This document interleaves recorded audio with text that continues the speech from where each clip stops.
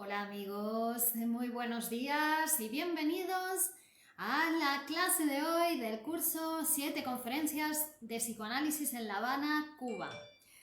Un curso de psicoanálisis online, gratuito, cuyo objetivo es la difusión del psicoanálisis y que nos estamos basando en este libro de Miguel Óscar Menaza que lleva por título el mismo que el curso, o al revés, el curso lleva por título el mismo que el libro, 7 conferencias de psicoanálisis en La Habana, Cuba, de Miguel Óscar Menaza. Bueno, estamos en la clase 17 del curso, como ven, estamos haciendo una aproximación bastante exhaustiva e intensiva a estos contenidos tan enriquecedores, aprovechando esa visita que el doctor Menaza realizó a Cuba en el año 1995 y donde fue dejando sus enseñanzas y la transmisión del psicoanálisis allí en Cuba. Y bueno, pues gracias a ese tour de conferencias que hizo el doctor Menaza, hoy nos podemos beneficiar todos nosotros de esas enseñanzas. Nos saludan desde Barcelona. Buenos días amigos. Bienvenidos a la clase de hoy, clase 17. Mi nombre es Virginia Baldomino, soy psicóloga y psicoanalista del Grupo Cero y les acompaño en este viaje hacia los conocimientos del psicoanálisis. Antes de comenzar, me van a permitir, por favor, que comparta pues con todos los amigos esta clase de hoy para que se puedan incorporar también desde otras páginas y grupos. Buenos días.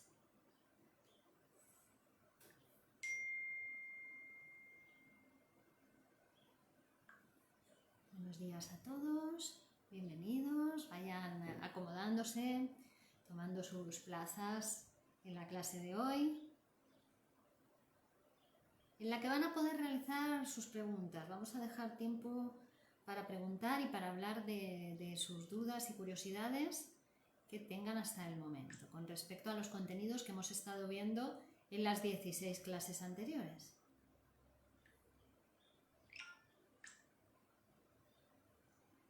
Acompaño en este... ¿no?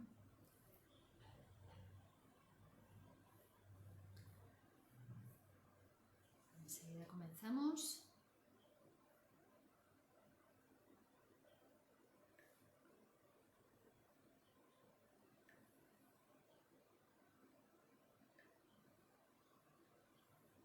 Buenos días a todos, les hablo desde Alcalá de Henares, Madrid, España, desde mi consulta de psicoanálisis ubicada en esta ciudad.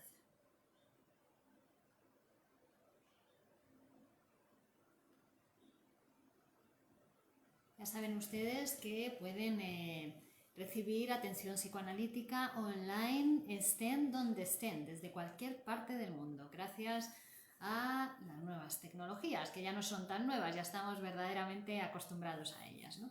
Bueno, pues bienvenidos a la clase de hoy, clase 17, continuamos con los contenidos del curso y antes de pasar a la última conferencia, la conferencia 7 con la que vamos a cerrar el curso, que terminará, por cierto ya les anuncio, el curso termina el día 15 de marzo, es decir, quedan 3 clases más, ¿vale? Bueno, entonces antes de pasar a la conferencia 7 vamos a ver las preguntas que en la conferencia 6 le hacen al doctor Menaza, que son muy interesantes. Vamos a ver de qué se tratan, ¿no? La conferencia 6 estaba dando en una facultad que tenía que ver con la enseñanza y con el aprendizaje. Buenos días, Colombia, Cali, Colombia. Entonces le van a preguntar sobre ese asunto del lenguaje que ya hemos ido hablando sobre él, ¿no? Que la sexualidad en el ser humano tiene que ver con el lenguaje, es todo aquello tocado por la palabra, que cuando decimos que nosotros somos sexuales, la sexualidad de la que hablamos es la sexualidad de ser hablantes, de todo lo tocado por la palabra. Entonces le preguntan si dice que, bueno, ya habíamos visto también que Hola México, que para lo que nos resulta traumático para nosotros, que es un trauma universal, que le ha pasado a todo el mundo, por eso se desechó la teoría del trauma, que lo traumático para nosotros como seres humanos es el acceso al lenguaje, el lenguaje nos va a traer ese conocimiento acerca de nuestra mortalidad y también porque somos seres sociales, no podemos nada sin los otros, ¿no? Entonces el lenguaje nos va a poner en un mundo diferente al propiamente animal, al propiamente instintivo o propiamente de la especie, ¿no? Que se reproduce por sexuación, obviamente, porque necesitamos de macho y hembra para que la especie siga reproduciéndose. Bueno, entonces le preguntan si una persona que está mitad en el lenguaje, es decir, que no lo posee, hola, buenos días, estaría menos expuesta al trauma del que venimos hablando. Y bueno, el doctor Menasa responde que no, por supuesto, que una persona que tiene problemas en el lenguaje, que no posee el lenguaje, es que no ha podido soportar el trauma que significa entrar en el lenguaje. Es decir, que una persona que tiene problemas para hablar es que no ha tolerado esa humanidad, no ha soportado esa entrada, que hemos dicho que para todos es traumática, en el lenguaje, pues no la ha soportado, no la ha tolerado, ¿vale? En el momento que la tendría que haber tolerado. Entonces, obviamente, toda su vida posterior va a quedar afectada. Ahora, ¿cómo queda afectada? En ese caso, con trastornos del lenguaje. No tiene lenguaje, ¿vale? O sea, que los trastornos del lenguaje también desde el psicoanálisis lo vamos a leer así, como una no tolerar esa entrada a lo humano, a la humanidad. Hola, Arvidia. Hola, Salvador. ¿Vale? Entonces, pero ahora dicen, pero me refiero a una persona, a los niños sordomudos, ¿no? Fijaos, había preguntado por alguien que tiene problemas en el lenguaje y pone como ejemplo a los niños sordomudos, porque son profesores de niños sordomudos. Pero claro, aquí dice el doctor Menasa y nosotros con él, ¿no? Que no es que los niños sordomudos no tengan lenguaje. Los niños sordomudos tienen el lenguaje, ¿no? Porque no escuchen o no puedan hablar no significa que no tengan lenguaje, ¿no? Igual se han humanizado, igual han crecido entre otros seres humanos, ¿no? Igual tienen los significantes, ¿vale? A no ser que además de sordomudos sean neuróticos, ¿no? Entonces ya decíamos que ahí sí puede ser que sean sordomudos y neuróticos y entonces ya tiene que ver con esa intolerancia a lo humano, ¿vale? Que también puede ser. En el caso de que fuesen neuróticos, tienen trastornos del lenguaje, pero no por su sordera, sino por su neurosis. ¿Se entiende esto? Que la enfermedad es la neurosis, la enfermedad es la psicosis. Esos son los trastornos en el lenguaje. Y también otra pregunta que le hacen es sobre la tartamudez, ¿no? Las personas que son tartamudas. Pregunta si el origen tiene un carácter constitucional o tiene que ver con algo orgánico, ¿vale?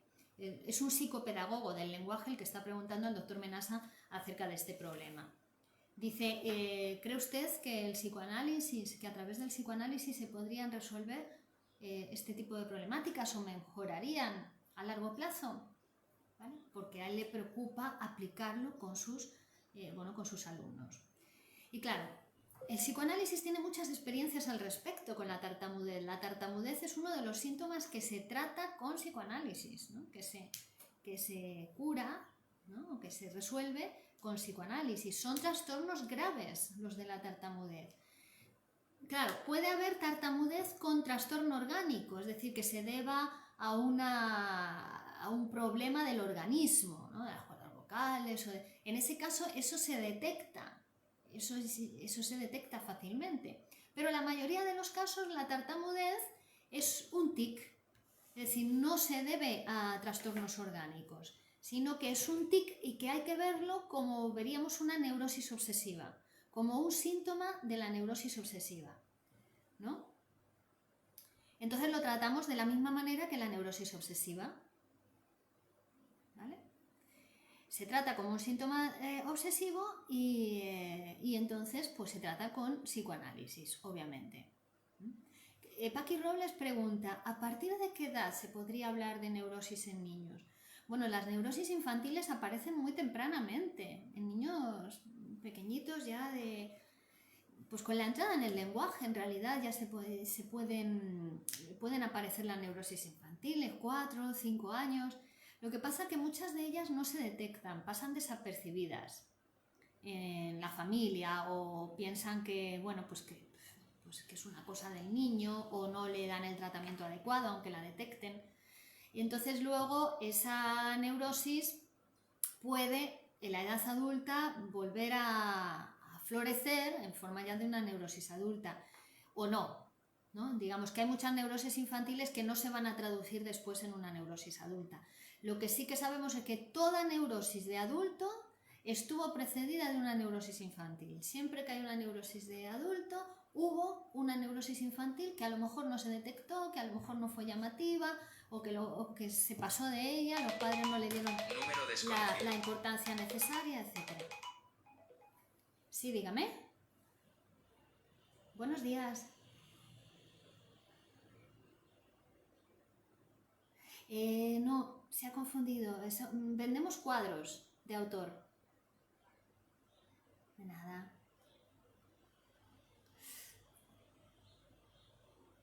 No, lo siento. No puede, lo siento. De nada.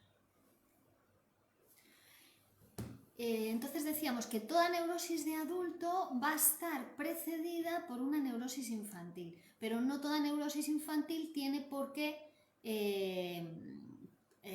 traducirse en una neurosis adulta, ¿vale? Pero sí, pueden aparecer 4, 5 años, 7, 8... En ese caso el tratamiento supongo que sería del niño y la madre o familia, o sería más relevante el tratamiento de la madre. Es muy interesante. Bueno, normalmente, por supuesto, de la madre va a ser muy importante, la participación de la madre en el tratamiento, y el padre, si puede, ¿no? El niño normalmente con unas cuantas conversaciones, pocas conversaciones, los niños mejoran de una manera muy llamativa, muy significativa, ¿no? Los niños, porque es algo que están elaborando, que no pueden elaborar, porque la madre se está interponiendo en esa elaboración, ¿no? Por alguna cuestión inconsciente en la madre, está impidiendo que el niño pueda elaborar esa cuestión, ¿no? Y entonces, pues bueno, pueden aparecer terrores nocturnos o determinados ceremoniales en los niños, tartamudeos, tics, miedos. Entonces, conversando con los niños generalmente se ve muy bien la mejoría, ¿no? Lo que les produce. Y también con la madre. Sobre todo también es interesante conversar con los padres porque si no se trata en ellos esas cuestiones inconscientes que están impidiendo que el niño pueda elaborar a su vez esas cosas que le preocupan y que le ocupan en esa edad, pues es fácil que cuando empieza a mejorar el niño los padres le retiren del tratamiento rápidamente, ¿no? ¿Por qué? Porque queda al descubierto su problemática. Cuando empieza a mejorar el niño se ve que los que tienen que tratarse son ellos. Entonces está bien, es recomendable, hay que implicarles a ellos también en el tratamiento. Sí, deben de tener algunas sesiones o de pareja o sesiones individuales en función del caso, ¿no? Pero para poder ayudar al niño también un poco a liberarse, ¿no? de ese bloqueo que le está produciendo el inconsciente de los padres, que es una cosa del deseo de los padres y del inconsciente. En la próxima conferencia vamos a ver un tema muy interesante, ¿no? Que destaca el doctor Menasa, que le dice a una persona que lo acompaña, le dice: usted es bailarina porque su madre deseaba que usted fuera bailarina. Yo soy poeta porque mi madre deseaba que yo fuera poeta. Ya con 5 años mi madre me decía: ¡ay, mi poeta!, ¿no? Y su madre decía: ¡ay, mi bailarina! Y fue el deseo de la madre el que hizo posible que esa señora fuese bailarina o que ese señor fuera poeta, ¿vale? Porque dice, si no lo hubiera conseguido es que el deseo de la madre era ambivalente, es decir, quería pero no quería, O sea, hasta tal punto, ¿no? El deseo de la madre es determinante sobre la salud psíquica y sobre las posibilidades del hijo y el potencial del hijo, ¿no? Por eso es muy importante que la madre se psicoanalice, porque además es su inconsciente, es su deseo inconsciente, ¿no? Que ya puede decir ella sí, sí, sí, yo quiero, pero si es ambivalente con respecto a ese deseo, es decir, sí quiere, pero a la vez quiere retener al hijo, o no quiere que, ¿no? Quiere, pero no quiere que crezca, pero a la vez que no crezca, pues el niño, eso se expresa en su crecimiento, en su desarrollo, en su rendimiento académico, en su rendimiento artístico. Vale, entonces, claro, el hecho de que los padres se vengan a consulta y vengan a tratamiento tiene que ver con trabajar su inconsciente, su deseo inconsciente. Porque desde que ya estamos hablando de que nuestro aparato psíquico está dividido, ¿no? Ya lo hemos dicho, en una parte consciente y una parte inconsciente. Entonces, uno conscientemente puede creer que, puede pensar que quiere, puede pensar que está haciendo todo lo posible para, pero sin embargo, inconscientemente está haciendo lo contrario. ¿Vale? Y eso en la misma persona. ¿Vale? Eso en el mismo psiquismo, porque nuestro aparato psíquico está dividido. Está dividido, ya lo dijimos, con la entrada en el lenguaje, una parte de nuestro psiquismo va a estar en contacto con la realidad y está de acuerdo con lo que se establece desde lo social y desde la realidad y renuncia a lo que está prohibido, y otra parte sigue en contacto y sigue haciendo y sigue con lo que está prohibido. ¿Vale? Y de ahí esa ambivalencia psíquica que tenemos los seres humanos y esa sutileza. ¿Cómo sabemos que nuestro deseo inconsciente está produciendo problemáticas? ¿Cómo? Por los síntomas. Es decir, si el niño manifiesta una neurosis infantil, si el niño tiene miedo, si el niño tiene terrores nocturnos, si el niño tiene enuresis, si el niño... entonces la madre se tiene que revisar. Ya está, ese es el síntoma de la madre. Fijaos, es el síntoma de la madre. Aunque ya el niño hable y le podemos ayudar también a él con unas conversaciones, pero es el deseo de la madre, el deseo ambivalente. Dice Paqui, entiendo, Virginia, y además se ve claramente esa ambivalencia del deseo de la madre, es muy interesante, claro. Recordad que el doctor Menasa siempre nos cuenta que en el hospital, ¿no? Cuando trabajaba, o sea, en los hospitales en Argentina, en aquella época, había psicoanalistas en todas las especialidades. Había psicoanalistas, en todos los lugares había psicoanalistas. Entonces, llegaba una madre 3 veces o 4 veces con el niño al hospital de urgencia porque tenía anginas o porque no sé qué, y ya le decían, o usted se psicoanaliza o no atiendo más a su niño, o no le atendemos más. ¿Por qué? Porque es el deseo de la madre el que estaba enfermando al niño cada 2 por 3 y le llevaba al niño al hospital. Entonces es la madre la que se tiene que psicoanalizar. Claro, esto pues hay personas que lo escuchan y se escandalizan, ¿no? Porque nadie se lo ha dicho antes, pero es que pueden vivir en los síntomas toda la vida. ¿Para qué? Para no admitir su deseo. Ya dijimos el otro día que las personas, para no admitirse hablantes, para no admitirse deseantes, eran capaces de enfermar. Y a veces prefieren vivir en la enfermedad durante toda la vida para no admitirse humanos, deseantes, hablantes. Entonces, bueno, pero vieron en ese caso cómo eran los propios médicos, le decían, o usted se psicoanaliza o no tratamos más a su niño. Claro, es así, si no al niño lo puede llegar a enfermar, a matar el deseo de la madre, ese deseo ambivalente. Bueno, y además, claro, dice, le preguntan, y en el caso del niño, después de que haya pasado la etapa de tartamudeo fisiológico, dice, ¿podemos hablar de neurosis? Y dice Menasa, sí, claro, en esa edad, ¿no? Claro, ¿qué le está pasando al niño? La sexualidad. Los niños también tienen sexualidad. ¿no? La sexualidad no es algo propiamente de los adultos. Si estamos diciendo que la sexualidad humana viene con el lenguaje y el niño pasa por el lenguaje, y además antes de esa tiene otra sexualidad infantil. Antes de adquirir el lenguaje ya tiene la sexualidad oral, anal, pero después cuando va a adquirir el lenguaje ya ¿dónde está? En la sexualidad fálica. En la sexualidad fálica, ¿no? Donde, bueno, aparece una fijación a los primeros objetos incestuosos, al papá, a la mamá. El papá, el niño todavía se identifica con el papá, se identifica con la mamá, no tiene todavía la noción de sexo, de qué hacen los padres, ¿no? Pero se hace preguntas, un niño se empieza a hacer preguntas, ¿no? La primera pregunta que se hace, la identificación primordial, ¿soy un humano o soy un balde? ¿Soy un humano o soy una cosa? ¿No?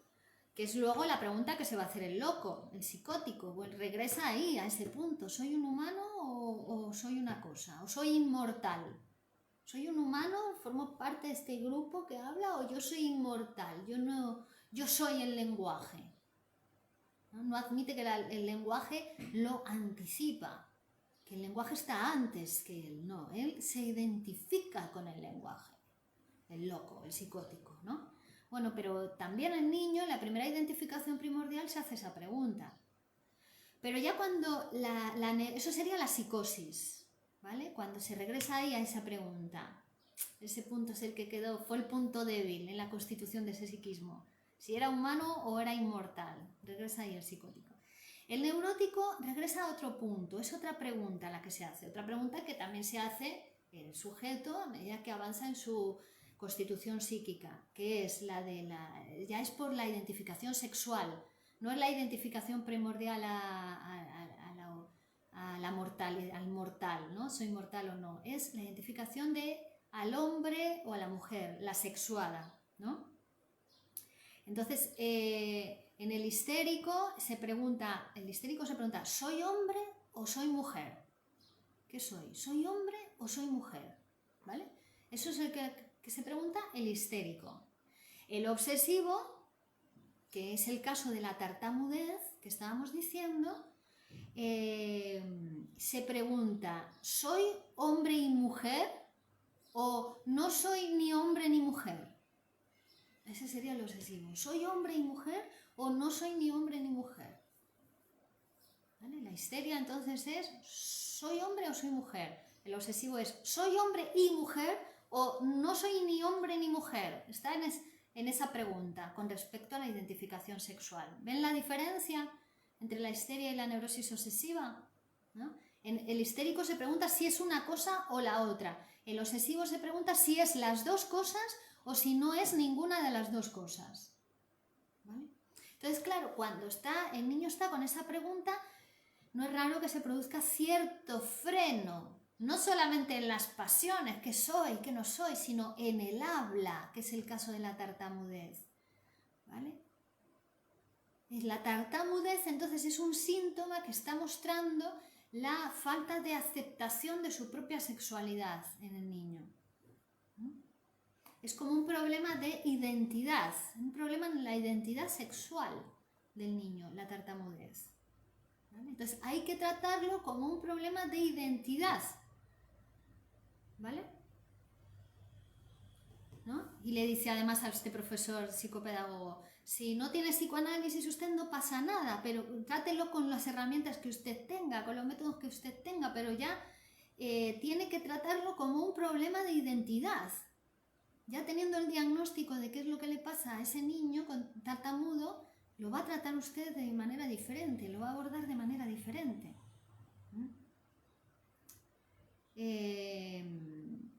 Y además dice, no le daría tanta importancia con el niño, no hay que mostrarle al niño que tartamudea. Eso no le hace bien al niño mostrarle que tartamudea. Hay que tratarle como un niño normal, ¿no? Aunque no lo sea. ¿No? En todo caso que sea el niño el que lo diga, pero no es el profesional o el adulto el que le tiene que decir que él tartamudea. Hay que tratarle como un niño normal. ¿Por qué consideras...? No lo sé. No sé por qué en España no está tan instalado el psicoanálisis, no lo sé.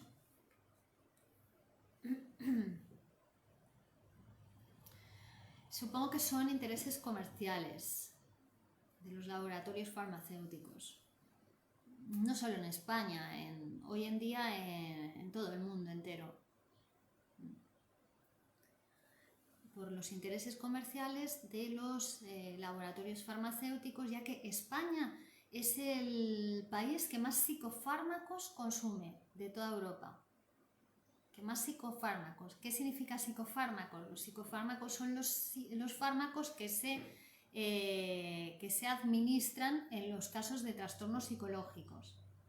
Como si los psicofármacos fueran a curar el trastorno psicológico. Pero el psicofármaco no cura las enfermedades psíquicas, las cronifica, las hace crónicas. Y por eso estas personas que consumen psicofármacos pasan toda la vida consumiendo psicofármacos para la depresión, para la ansiedad, para el estrés, para la psicosis, toda la vida y no se curan. Además con los efectos secundarios que tienen para ellos.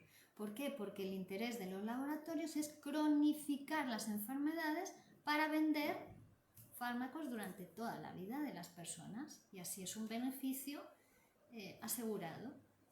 Y teniendo en cuenta que son los más vendidos en España, pues bueno, me parece que tienen muchos intereses económicos como para que la situación cambie. Vale. Es muy importante conocer el origen de la condición de estabilidad desde la niñez para poder ayudarle. Muy importante la participación familiar para la recuperación en la salud mental. Claro, sí, importantísimo. Si la familia no quiere participar o colaborar, el niño, pobre niño, está sometido a eso, no puede por sí solo escapar de eso. No puede, es un niño, por eso los niños son los más maltratados en nuestra sociedad. Porque dependen de los padres, dependen de los adultos que les acompañan. Y bueno, si los padres tienen más o menos salud mental está bien, pero si no tienen salud mental, el maltrato que experimentan los niños es brutal, ¿no? Los niños y los mayores, los ancianos, son los más maltratados en nuestra sociedad, los que no forman parte todavía del sistema de producción, ¿no? Entonces la participación familiar es súper importante, que los padres se cuestionen y acepten participar y estar implicados en esa situación es muy importante, claro que sí. ¿Y de qué va a depender mucho eso? Pues del amor que tengan hacia sus hijos, obviamente. Mira, aquí plantean el caso de un niño que hasta determinada edad no fue tartamudo y a partir de los 6 años, una neurosis infantil de esas que decíamos, a partir de los 6 años aparece la tartamudez en determinados momentos. Ahora tiene 12 años. Dice, ¿cómo se le puede ayudar a este niño? Dice, bueno, no lo sé, dice, para eso tengo que hablar con él, con la mamá, con el papá del niño, ¿no? ¿Ves? Lo que hacemos nosotros, vamos a ver cómo le podemos ayudar, pues vamos a ver cómo está esa situación en esa familia, las psiques de esa familia, ¿no? El aparato psíquico, cómo están, ¿no? Porque el aparato psíquico, la salud mental hay que tenerla, hay que engrasarla, hay que trabajarla, no es algo que se cuide solo, por sí solo, hay que hacer un trabajo, ¿no? Entonces lo primero, evaluar, ver cómo está, pues hablar con la familia, con el niño, con el papá, con la mamá. Y ahí se ve también si es un caso psicológico de tartamudez, ¿no? Si antes no tenía tartamudez y ahora tiene tartamudez y además no la tiene siempre, hay veces que aparece, hay veces que no aparece, es un claro caso de psíquico, ¿no? De tartamudez psíquica. Entonces, la ayuda que se le puede brindar al niño es que hable de eso, que hable de lo que le pasa, que dibuje de eso, que cante de eso, que exprese con los medios que tenga a su alcance eso que le pasa, esa situación, que hable con el experto, con el psicoanalista, con el logopeda, con la persona que sea, ¿no? Que pueda hablar de eso. Pero claro, ¿qué pasa? Que en los 10-12 años, esto es muy importante que tengamos en cuenta, es un importante momento en el varón, porque siempre se le da mucha importancia a las chicas en esa edad, ¿no? Los 12, los 13 años, que es cuando van a tener su primera menstruación. y se le da mucha importancia y todo el mundo, estamos acostumbrados a eso, a la primera menstruación de las niñas. Pero ¿qué pasa con los niños también a los 10, a los 12 años? Bueno, pues que también ellos van a tener un problema con sus genitales, ¿no? Porque se le agranda, se le achica, no sabe qué hacer con eso, comienza con el semen, ¿no? Y son cosas también espectaculares para un niño. Son cosas que van a tener su impacto también sobre su psiquismo, ¿no? Y entonces a esa edad pues no se suele hablar de eso, ¿no? No se suele escuchar al niño sobre esas cosas. Se le da más importancia a las niñas que al niño, pero el niño también se come el coco. El niño también piensa en todo eso, está asustado, está impactado con todo eso. Bueno, pues todo eso también tiene que ver con la tartamudez. Puede estar relacionado con la tartamudez, en el caso de este chaval, ¿no? Que era a los 12 años, pero en cualquier niño a los 12 años los síntomas que pueden aparecer, síntomas neuróticos, pues puede tener que ver con esas cuestiones sexuales que le están pasando y que no sabe cómo elaborar, no puede hablar de ellas, ¿no? Los padres, pues, cuando los padres son sordos psíquicos, ¿no? Cuando los padres no quieren saber nada de eso, cuando los padres no saben cómo responder, cuando los padres están en otra, ¿no? ¿Con quién hablan de esas cosas? Y si encima los maestros, los profesores tampoco están muy psicoanalizados y en cuanto ven un primer síntoma de los niños ya les ponen una etiqueta, le sostienen en esa etiqueta, no le dejan cambiar, no le dejan elaborar, no le dejan transformarse, pues bueno, el niño la verdad que se encuentra un poco desamparado, ¿no? Entonces hay que ver en esa tartamudez una cierta indecisión con respecto a eso que le toca hacer, a ese paso que le toca dar a él ahora, y es ese paso en lo sexual, ¿no? De aceptar la nueva vida, de aceptar el nuevo paso, bueno, al niño le cambia la vida, igual que... Claro, porque ahora le podemos decir es una tontería, pero para el niño eso le va a cambiar la vida, ahora que sus genitales adquieran una cierta función, que aparezca el semen, igual que a la niña le cambia la vida la menstruación, pues al niño también. ¿A qué se debe la generación de la neurosis en niños? Pues a estas cuestiones. La neurosis siempre es un conflicto psíquico, tanto en el niño como en los adultos, es un conflicto. Y en los niños ya empiezan a constituir su sexualidad sexuada, digamos, ¿no?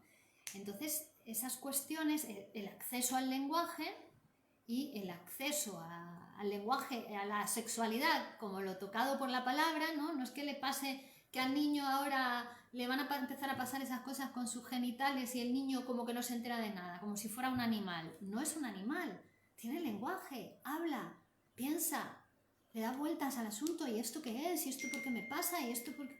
¿No? Y le pasa además con la mamá, que le crece el pene cuando ve a la mamá desnuda. Bueno, ya tenemos ahí un conflicto psíquico brutal, porque primero la mamá no se tiene que mostrar desnuda al niño por delante de la casa, o el papá, ¿no? Le ve al papá y al niño le pasan cosas con las figuras parentales, pero a la vez ya empieza a saber que las figuras parentales están prohibidas, que no se puede. Entonces ahí se le generan conflictos, claro, también.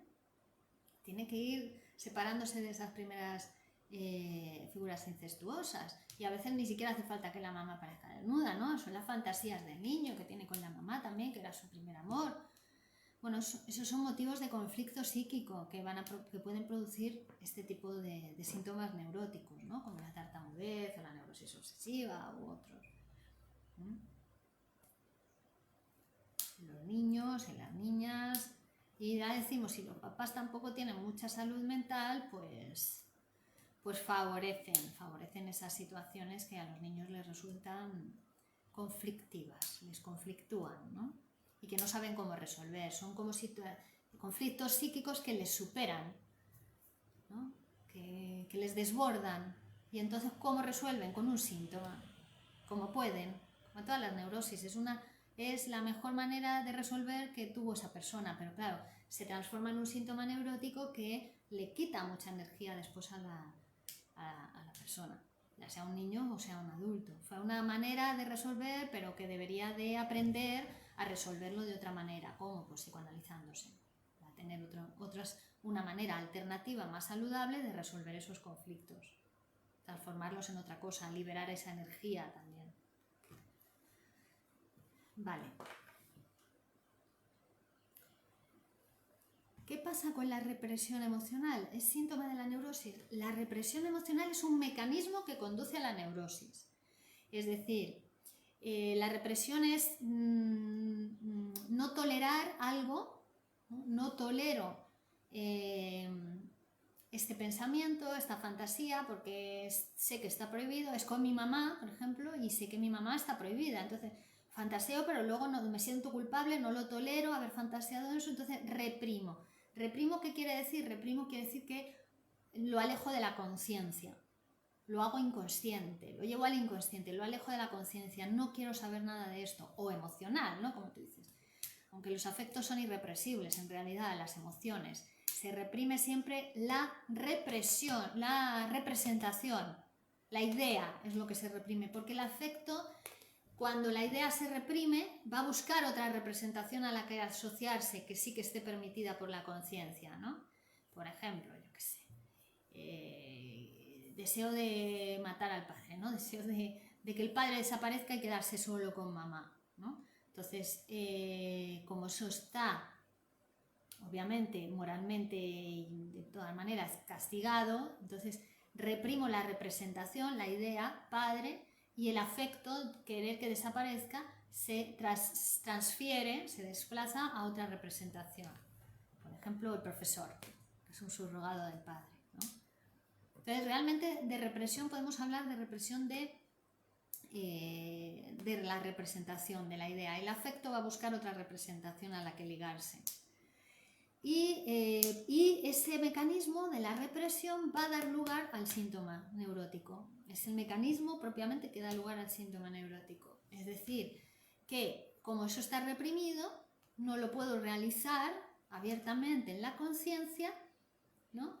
Eso que se ha reprimido, esa idea, esa representación, ahora, desde lo inconsciente, sigue su curso. O sea, no por reprimido se apaga o deja de existir, ¿no? Se apaga para la conciencia ya no sabe de eso, ya no lo ve, pero eso sigue trabajando en lo inconsciente y busca otras ideas a las que asociarse y busca satisfacción, sigue buscando su satisfacción ahora desde lo inconsciente. ¿Y cómo va a encontrar satisfacción? Busca descarga, busca exutorio, busca salida, busca llegar a la conciencia. ¿Cómo lo hace? A través del síntoma neurótico.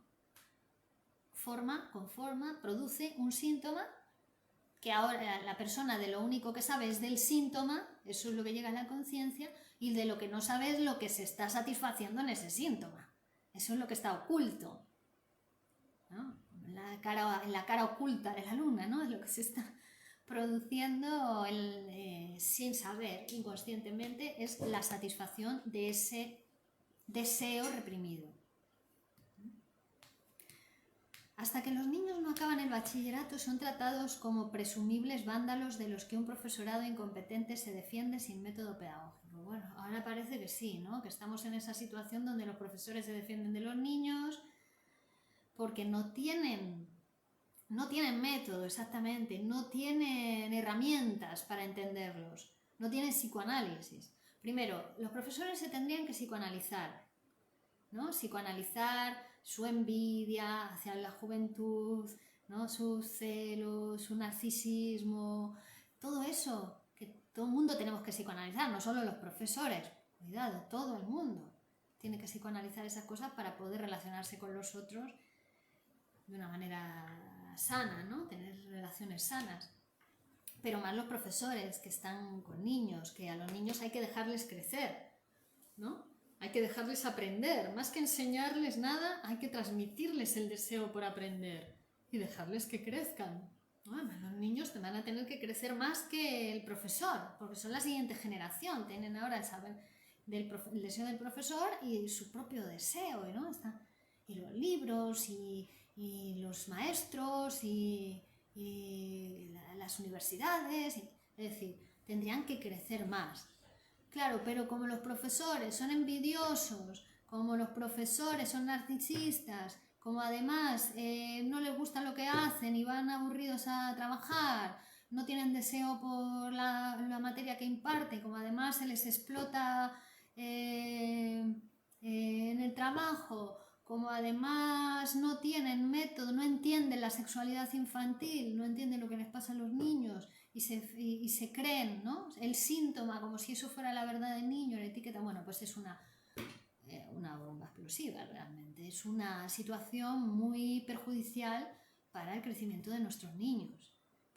No solamente, y hay que pensar que los niños son las futuras generaciones. Que esos niños son las futuras generaciones que van a dirigir los países. Entonces, ¿qué estamos haciendo con nuestros niños, ¿no? Está todo muy mal organizado, muy mal pensado. Por eso nace el psicoanálisis, era una necesidad social, ¿no? Cuando nace el psicoanálisis a principios del siglo XX es porque se iba a necesitar el psicoanálisis en el siglo XX y en el siglo XXI y en los siglos venideros, ¿no? Nace, es el producto de una continuidad, de una más bien discontinuidad, porque todos los conceptos, grandes teorías, conceptos teóricos, grandes descubrimientos científicos nacieron por discontinuidad, ¿no? Nacen cuando se necesitan poco, pero ya estaban todas las herramientas científicas necesarias para que naciese el psicoanálisis. Es una necesidad de nuestro sistema, el psicoanálisis. Nació para eso, para poder dar al ser humano eso que era necesario. Bueno,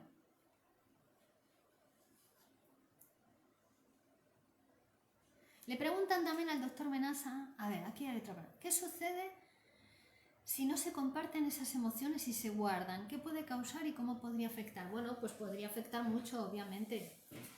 Obviamente, es que siempre es mejor hablar.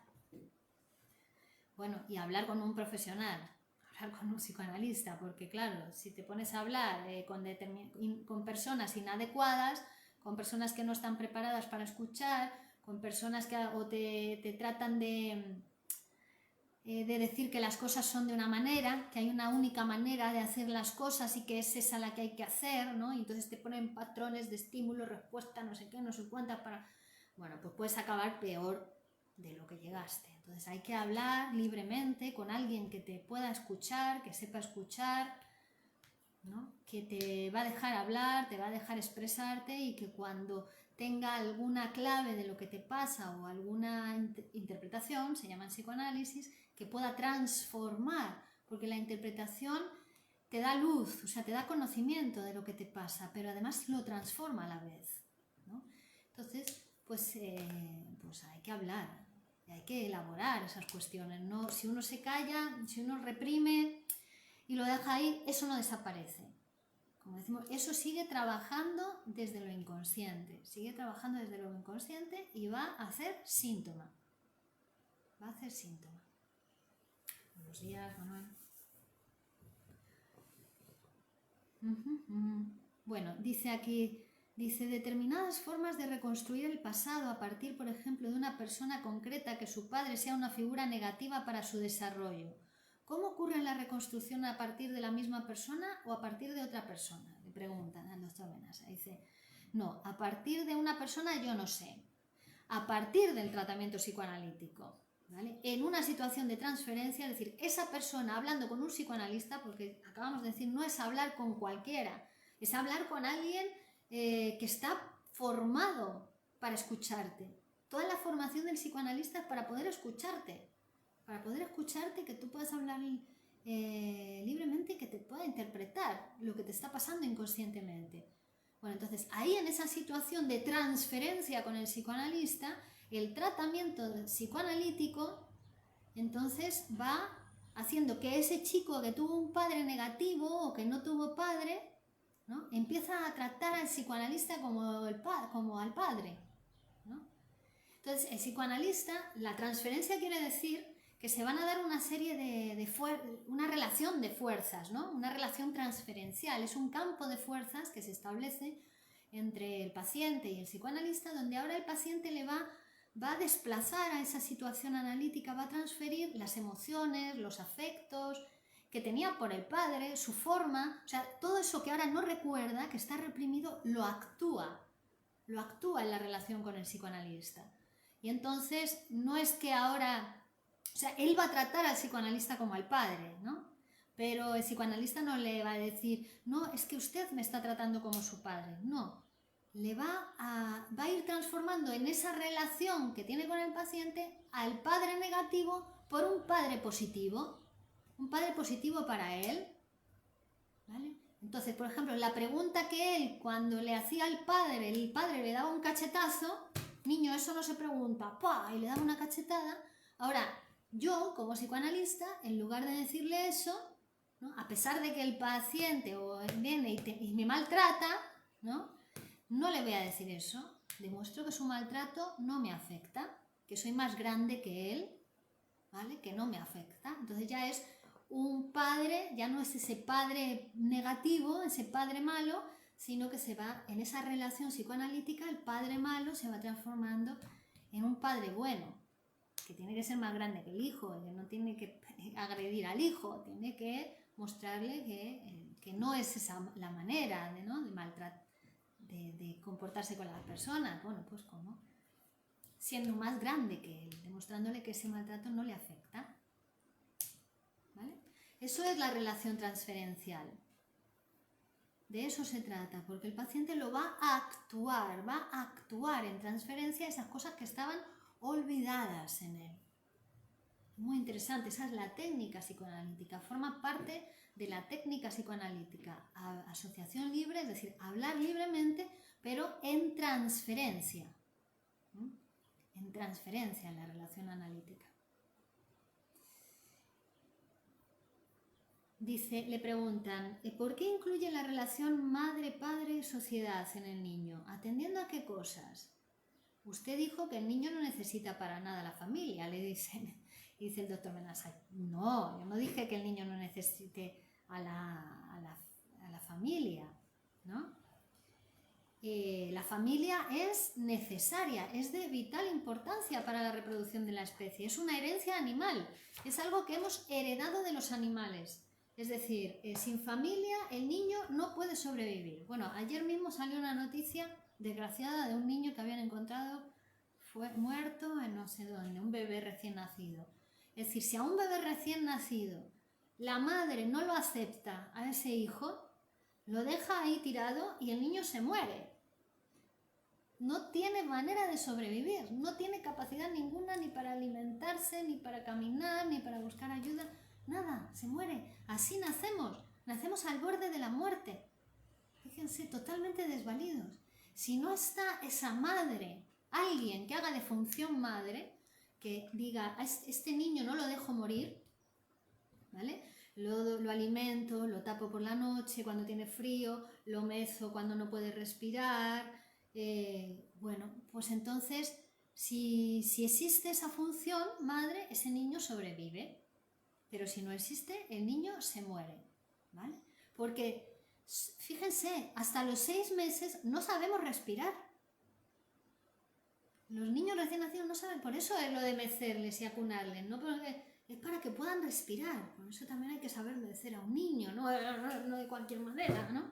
Que luego, claro, los niños tienen unas problemáticas y vomitan y no sé qué. No, el niño necesita respirar, por eso se le mece. Hasta los 6 meses no va a saber respirar. La visión tampoco la tiene totalmente desarrollada, ni la mielinización, ni el sistema inmunológico está desarrollado. Es decir, necesita totalmente esa función madre. La ejerza quien la ejerza, sea la madre, sea la abuela, sea el padre, sea el cura que lo ha recogido a la puerta de la iglesia, da igual, la función madre. Eso la desarrolla normalmente la familia, ¿no? La familia es una herencia animal. La familia va a garantizar esa primera supervivencia, pero más allá no sirve para mucho más la familia, no sirve para nada, no es tan educativa como se cree con el niño la familia, ¿no? Porque ser social, claro, a pesar de que según el padre que tengo o según la madre que tengo, me puedo socializar un poco en la familia, es decir, Si la madre es más o menos social, si el padre es más o menos social, algo te vas a socializar en la familia, pero ser social en realidad es transformarse con lo que está fuera de la familia. Te haces social cuando te transformas con lo que está fuera de la familia, ¿no? Cuando va al colegio, cuando va a las clases de baile, cuando va a las clases de ajedrez, de esgrima, lo que sea. Ahí es cuando te boxeo, ahí me hago social, ahí aprendo lo social, no en la familia. Un poco en la familia si los padres son buenos, si son malos padres ni siquiera eso, ¿no?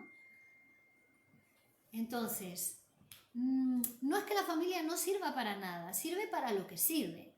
Sirve para la supervivencia de la especie, para garantizar la supervivencia de la especie, pero luego el cachorro tiene que salir al mundo. Para eso es. Si la familia se quiere quedar con él, ya lo enferma.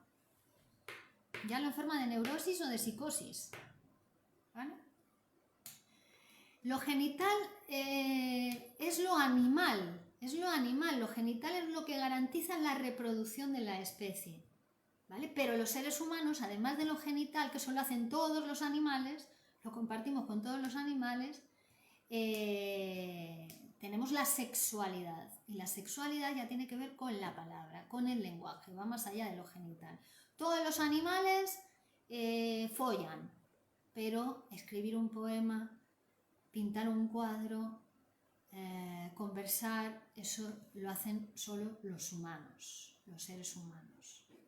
¿Vale? Claro, ¿qué pasa? Que el enfermo luego abandona la sexualidad, abandona esa humanidad, esos comportamientos humanos, ¿no? Se queda en el síntoma, se queda en esa sexualidad infantil reprimida, en forma de síntomas, obviamente. Entonces hay herencia en ese sentido. Si yo soy una madre que tuve un padre medio raro o mal compuesto, no le puedo dar a mi hijo un padre, ¿no? Si mi padre fue medio raro, mi hijo no va a tener padre. Así funciona la herencia del inconsciente, que está en las frases, está en lo que se le dice al hijo, en el comportamiento con el hijo. Aunque mi marido sea un hombre entero que esté todo el día al lado de mi hijo, como yo como madre soy la que le tiene que permitir al niño pasar al padre, acceder a las frases del padre, si yo como madre no tengo padre, no tengo un buen padre instalado, no le dejo a mi hijo que tampoco tenga padre. No le dejo pasar la ley del padre, la palabra del padre. Por eso que puede no haber padre aunque haya padre. Por eso que ese niño que aunque tiene un padre que vive con él y que está todo el día con él, puede no tener padre. ¿Por qué? Porque la madre no tiene padre. La madre no tiene el padre bien instalado. No le deja pasar el nombre del padre al niño, ¿no? El padre, por ejemplo, dice, embarazó a la mujer y lo mataron o se fue con otra mujer. No hay, pero puede haber padre, porque la mujer conserva una buena relación con el padre y entonces le hace creer al niño que tiene padre, que ella lo tuvo con un hombre, entonces hay padre. Si la madre le transmite al niño esa creencia, hay padre, porque el padre es una cuestión de creencia, de creer en ello. Es una cuestión de creer en la palabra de la madre. La madre es la que le transmite al niño si tiene o no tiene padre. ¿Vale? Es una cuestión de fe, es una cuestión de creencia. ¿Vale? Es decir, que el hombre puede estar todo el día con la mujer y ella hacerle creer al hijo que lo tuvo sola, ¿vale? O puede no estar presente el padre y el niño tener padre, porque ya le ha transmitido al hijo que lo tuvo con un hombre. ¿Vale? Lo tuvo sola, no hay padre. Pero ese no es un problema de la familia, ¿no? Ese ya es un problema del sujeto psíquico, ese es un problema del psiquismo de esa mujer. Por eso decíamos que a la madre, cuando frente a los síntomas neuróticos en los niños, la madre se tiene que revisar. ¿Vale? Y luego, si el hombre no cree que ella es una mujer, ella no puede ser madre. También eso es cierto, ¿eh? Si el hombre no cree que ella es una mujer, no puede ser madre, no la puede dejar embarazada ni siquiera. Pero si ella no cree que él como hombre participó en el nacimiento del hijo, el hijo no tiene padre, ¿ven? Tiene que haber una creencia entre ellos también. Es decir, que es un problema, es de creencia, no es de magia, es creencia. No es que yo tenga que creer lo que la mujer me dice. Eso es un loco, dice Menasa, el que cree lo que la mujer le dice. Pero tengo que creerla mujer. Tengo que creer que es una mujer. No creer lo que ella le dice, sino creer que es una mujer. Y entonces ella va a poder ser madre. Es decir, esos matrimonios que no pueden quedarse embarazados, que no pueden tener hijos, tiene que ver con esta cuestión, ¿no? Entonces, el psicoanálisis es un tratamiento muy eficaz para la infertilidad. Hay personas que se someten a tratamientos carísimos durante muchísimo tiempo, que les meten cantidad de hormonas y cosas en el cuerpo que les perjudican muchísimo y aún así les cuesta horrores, cuando con unas conversaciones psicoanalíticas enseguida los pacientes generalmente se quedan embarazados muy rápido cuando comienzan su tratamiento psicoanalítico. ¿Sirve la medicina para el control de la represión emocional? La meditación. La meditación es muy buena para otras cosas, ¿no? Pero para la represión no levanta la represión la meditación. La represión se levanta con psicoanálisis. Es el tratamiento psicoanalítico el que produce transformación psíquica para estos problemas de los que estamos hablando. La meditación, bueno, pues será buena para otras cosas, ¿no? O para muchas cosas. Bueno,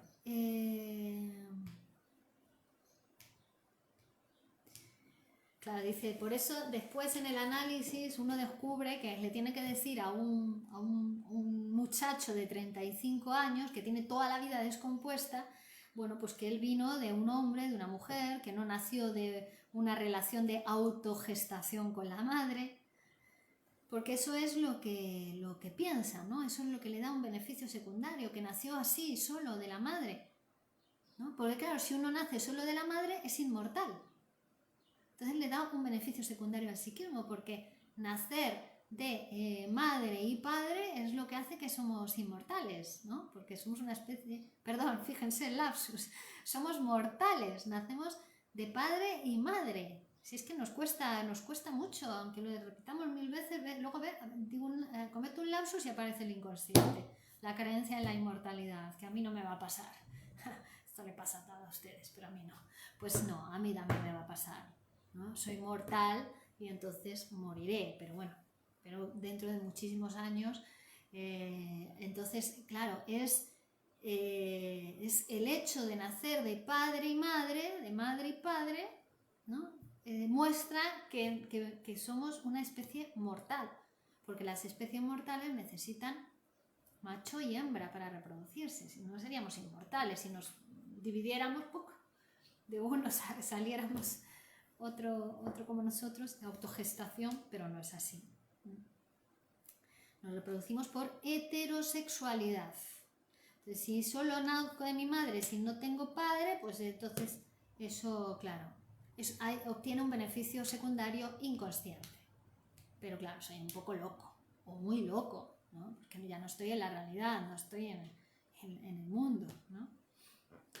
Eso le pasa a los organismos unicelulares, ¿no? Que se dividen así y se hacen 2 células de una. Pero en los organismos pluricelulares, como nosotros, como otras especies animales, como los mamíferos, pues nos reproducimos por sexuación macho y hembra.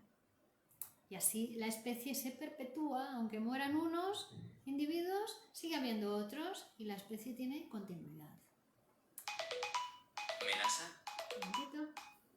Hola. Buen día, ¿qué tal? Pues terminando la clase de hoy. Vale, chao. Perfecto. Gracias.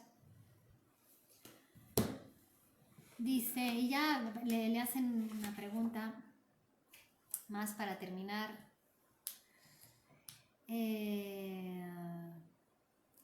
Dice, en el caso de la literatura, cuando usted parte del lenguaje de la lengua, ¿qué es significante? Y aquí dice el doctor Menasa, dice, no es fácil escribir poesía. aparte de que no entiendo muy bien lo que me está preguntando, pero en el sentido de que también es traumático intentar con el lenguaje que me sirve para hablar, escribir poesía.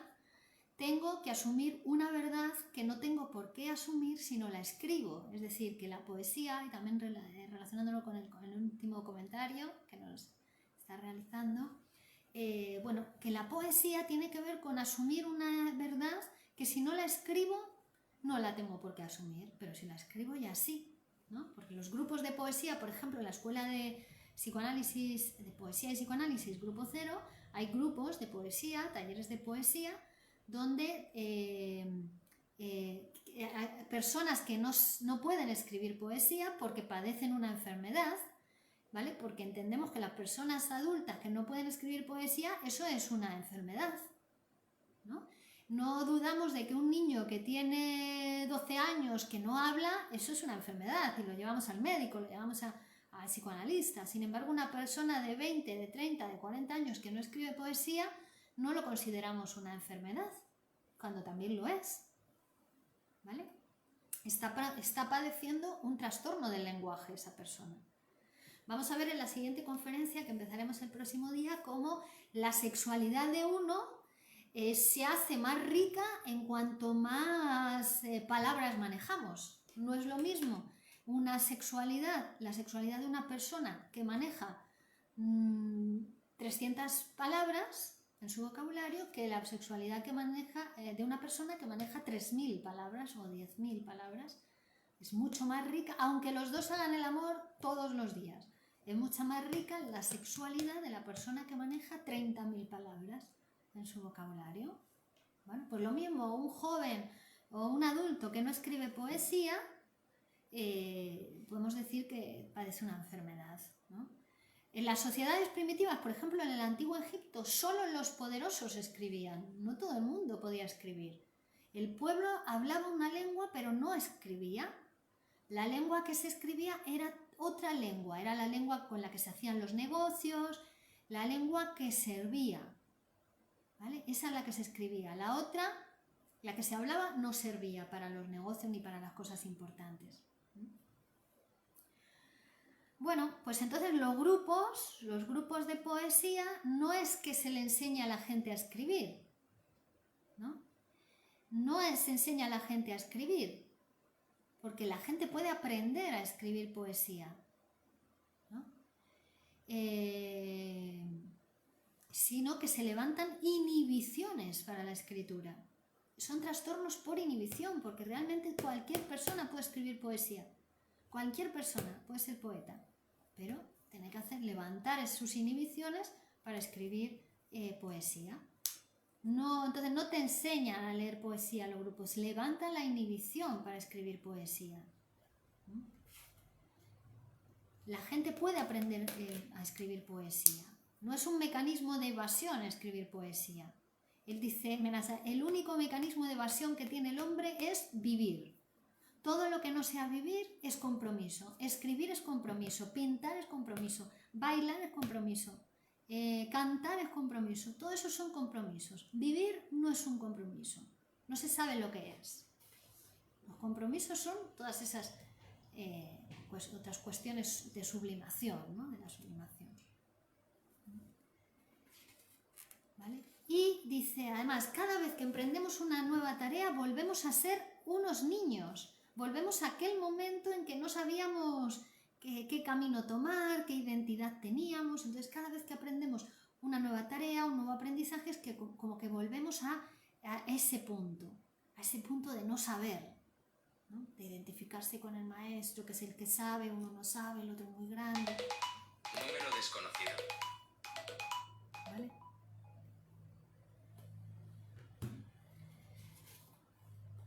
Entonces, cada vez cuando no escribía y empiezo a escribir, estoy enfrentando una nueva realidad que me va a cambiar la vida. Y claro, nadie quiere que la vida le cambie. A pesar que estamos todo el día diciendo que nuestra vida no sé qué, que no lo aguantamos, que no sé qué, es donde estamos cómodos, en la vida que ya tenemos. No queremos cambiar la vida. Ya conozco mis defectos, ya estoy acostumbrado a ello, pues ¿para qué cambiar? Estoy cómodo donde estoy. ¿vale? Entonces lo que nos da miedo realmente es a que nos vaya bien, porque ya estamos acostumbrados, ¿no? Dice, no, ya a mí más vale lo malo conocido que lo bueno por conocer, dice el refrán, ¿no? Yo ya me conozco, aquí me va mal, pero aquí ya estoy bien asentado. Entonces lo que tiene terror el ser humano verdaderamente es a que le vaya bien. Bueno, o el fracaso del ser humano, porque el ser humano es cuando a uno le va bien, ¿no?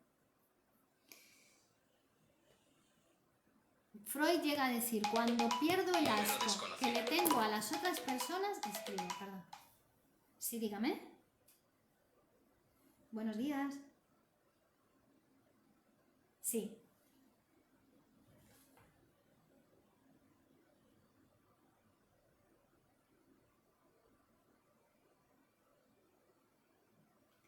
Sí. Sí. Dame un segundito, que voy a terminar una clase que estoy dando online y te atiendo en un minuto. Pero quédate ahí, no cuelgues, ¿eh? Un minuto. Bueno, queridos amigos, lo dejamos aquí por hoy. El próximo día vamos a comenzar la conferencia 7 del libro, ¿vale? Que es ya la última que vamos a hablar.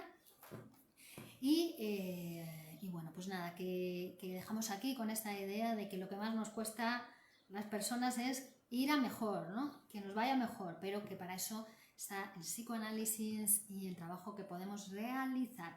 Muchas gracias a todos. Virginia Valdominos, desde Alcalá de Henares, Madrid, España, a vuestra disposición.